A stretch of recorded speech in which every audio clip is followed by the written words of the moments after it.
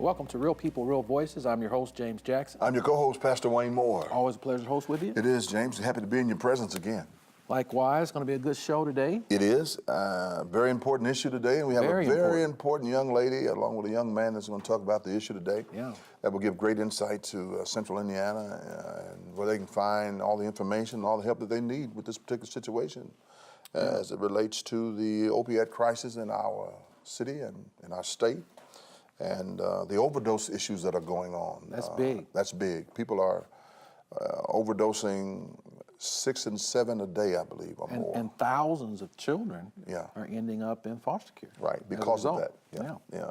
So we're going to talk about the opioid situation, overdose as it relates to deaths, and a lot of things, and how people can how that can be reduced, and the Narcan situation that is being used to help prevent some of this. So you definitely want to stay tuned, and we want to encourage you to go to our YouTube channel and subscribe. Also, like us on Facebook. Yeah, it's a great place to catch us, and we are doing a lot of things on Facebook, and we hope that you'll share once you plug into us with someone else. And certainly want to thank our sponsors, Lee, Castle, and Crawley. We want to thank Stewart Mortuary. They are alive and well and doing a great job in bereavement in our city. And Fervent Care Child Care Christian Academy. Choose Christian schools and daycares. They are closer to Christ. So yes. Don't go anywhere. We want you to continue to join us at 5:30 on Sundays and at 9:30 on Friday nights. You'll be glad that you did. We got a lot more to come. We'll be back after this.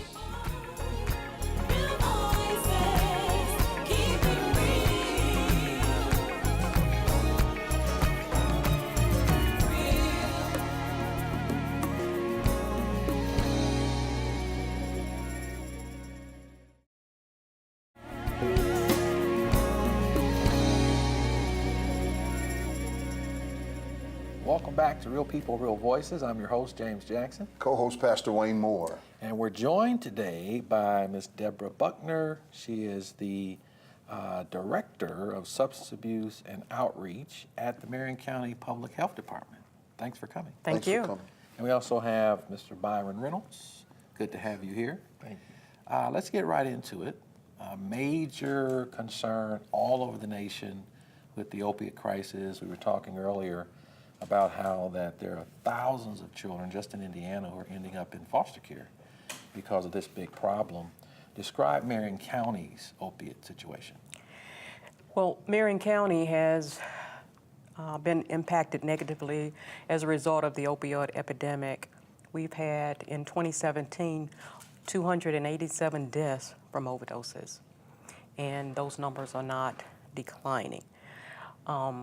So the Substance Use Outreach Services Program, which is a part of the Marion County Public Health Department, has been given naloxone.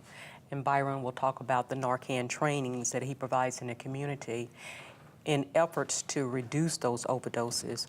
Narcan is the medication used to reverse the effects of an overdose. It saves lives.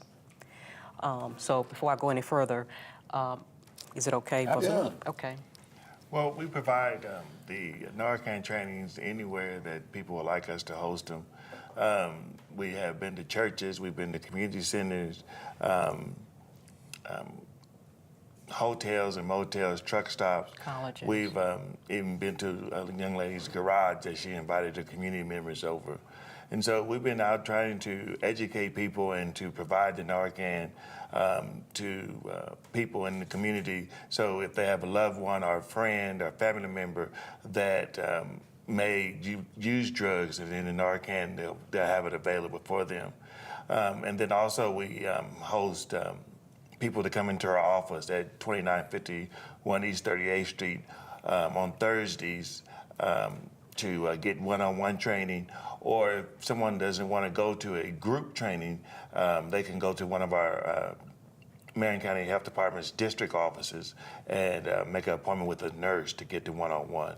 Our main objective is to try to get as much Narcan out in the community as possible to have it available. And that's good, because it used to be the paramedics, first responders. Yes. Right. They were the only ones that had this particular substance. If you could, Byron, tell us what Narcan is, and for people who may not be able to get some of the trainings, is this something that you can stop by the Marion County Health Department and pick up. Yes, Narcan is a antidote that reverses the effect of an overdose. So if a person is in overdose, and the Narcan only works on opiates. So if someone is administered Narcan that is not on opiates, it will not affect them, or it's not dangerous around children. And so it's it's nasal spray, and all they do is just take it and just push it up their nose and wait for it to take effect. And part of, like you just said, that before you had to have a prescription, and it was just for first responders. But in 2006, with Aaron's Law in Indiana, that it's available to all registered entities. So anyone can go on the website of Optin. It's optin.gov, and find any outlet within the state. So if you were in Evansville and you wanted to find a location that had the Narcan available, then or a pharmacy that would have it, then you can just look on Optin. And they, like I said, they can come by our office anytime, or they can come to any group that we have around the city. Or they would like to host a group, we will be happy to come out and do the education and provide Narcan to the participants of the group. Is there a cost to all that? There's no cost to it. And you leave Narcan packets. The people that, participants that are in the training session, they do get a Narcan kit. The sessions last about a half hour, and then they're issued a kit. We go over the ways that how people overdose, what is really an overdose, the signs of an overdose, and then how to use the Narcan and when to use it. And part of the Aaron's Law is that the person has to call the police and stay with that person. And so when the IEMS or the people get on the scene, their first reaction is to try to help them because they have it in their car also, because depending on the overdose that that person goes into, they may need a second dose of Narcan.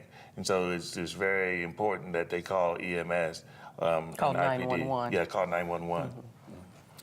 Ms. Butler, give me an extensive reach of your outreach other than what we're talking about so far. Sure.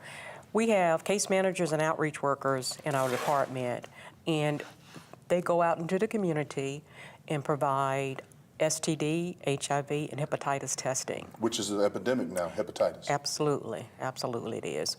And these services are free of charge. We also have a mobile unit, so we can go into high-risk neighborhoods, inform people about the services we provide, and let the community know that when we will be there with our mobile unit so that we can conduct those testing services. Our case managers identify people in the community who are in need of substance abuse treatment. Oftentimes, families have exhausted all of their resources trying to get people into treatment. We are able to help link people to treatment, but not only that, we can pay for their substance abuse treatment. For those people who have exhausted their resources, for those people who don't have the funds to pay for treatment. So that's a benefit. The challenge is we don't have enough treatment facilities available. So, and when a person is ready for treatment, and we can connect them to treatment, but sometimes there may not be beds available. So that's a challenge. That's something that we need to address in this state, in this city. Not enough treatment facilities. So sometimes people have to go out of state. But again, when a person is ready for treatment, that's when we want to link them to care. Right. So we've got to do a much better job in identifying and having hospitals and treatment facilities and doctors prepared to treat these individuals. Briefly, very briefly, tell me how the hepatitis epidemic is moving from your standpoint now. The hepatitis epidemic is moving. There's an outbreak, and it's been evidenced by a 900% increase in the number of reported acute cases from 2013 to 2017. So oftentimes people who inject drugs will contract hepatitis C as well as HIV. So we have to use harm reduction oftentimes because sometimes people are not ready for treatment. So if you're ready for treatment, we can get you linked to care. If you're not ready, then there needs to be harm reduction. Those strategies include clean needles. Right now, we are not able to provide those, but hopefully that will change. All right, well, we got to take a break. When we come back, we're going to talk more with our guest today about how you can identify signs of an overdose. We'll be back after this.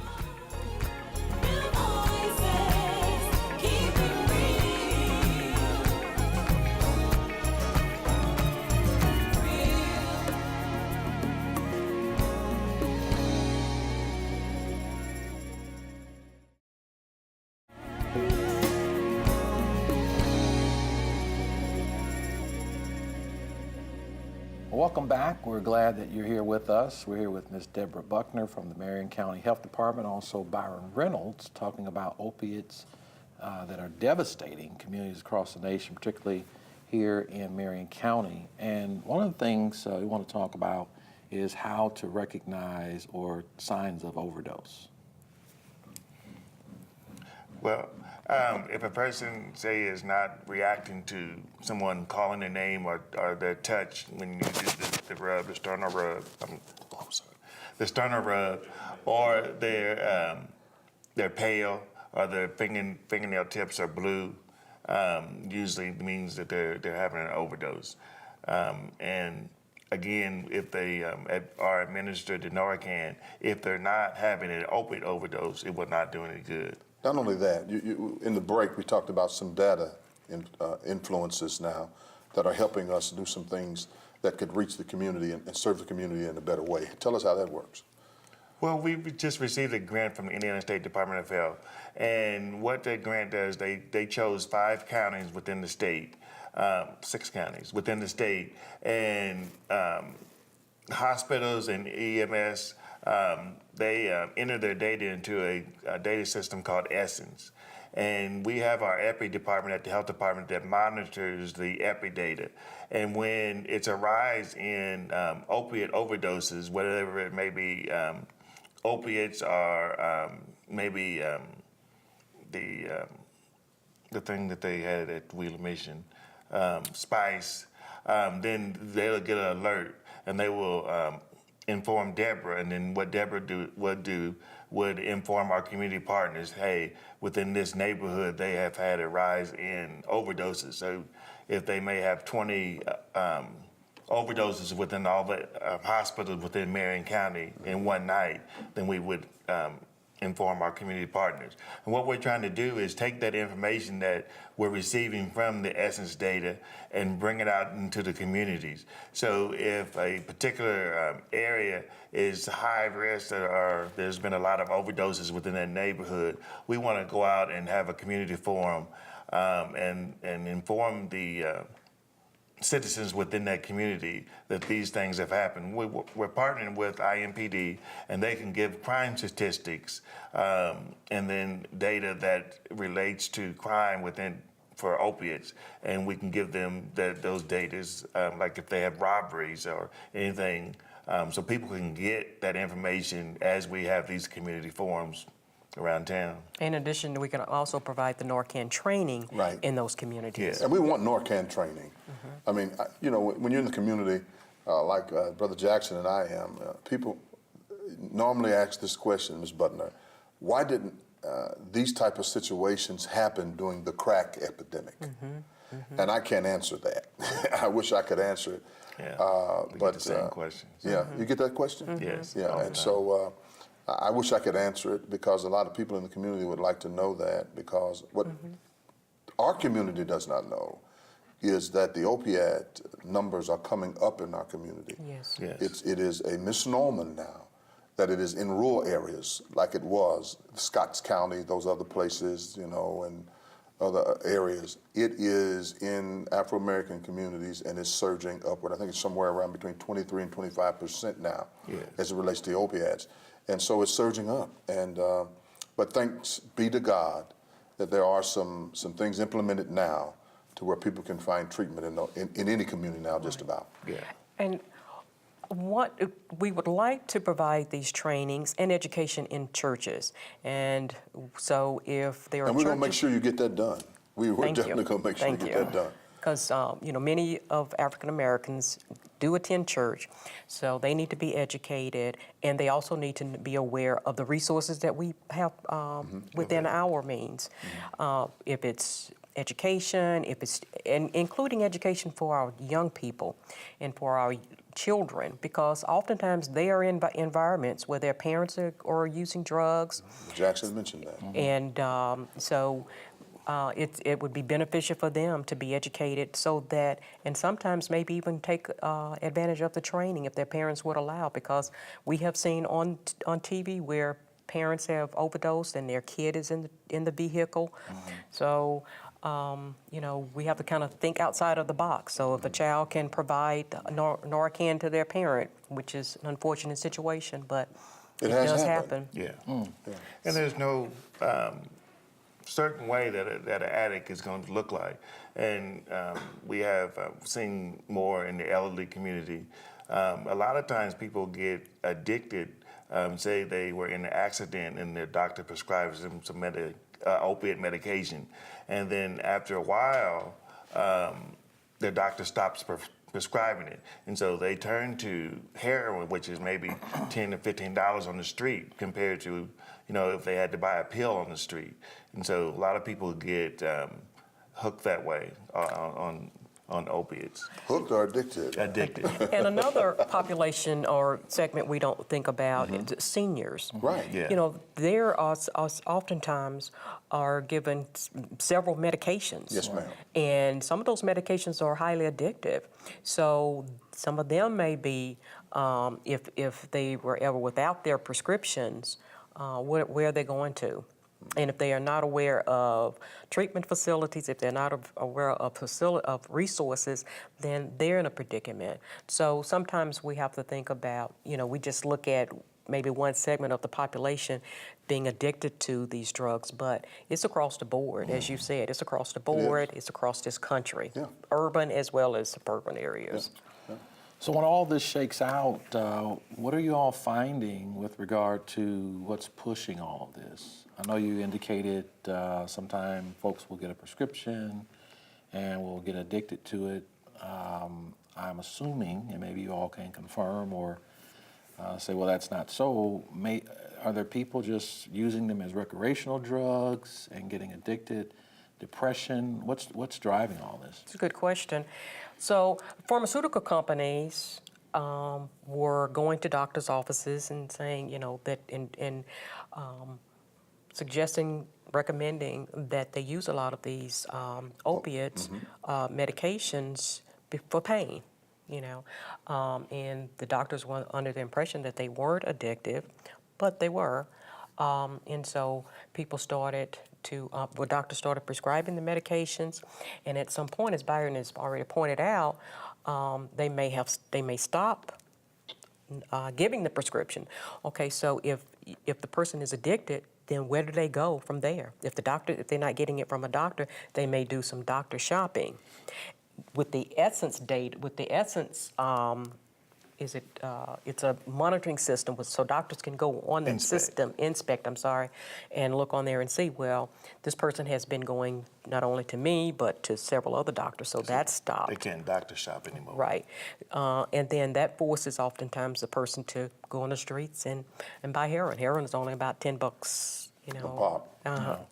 Right. So that's one way. And again, we talked about the seniors, and sometimes people just want to experiment. Sometimes people are depressed, so they attempt to self-medicate. So there are different reasons why people, and I don't think anybody has the intention of becoming addicted, but that is what happens. But that's what the problem becomes. Well, you all have been great guests. Thank you for sharing the information with us and with our community. Certainly appreciate We're it. going to have you guys back. Anytime. Okay. Yeah, it's an important issue. It is. We got to have you back and give us some more in-depth insight. Thank you. Stay tuned. We'll be back with the rundown.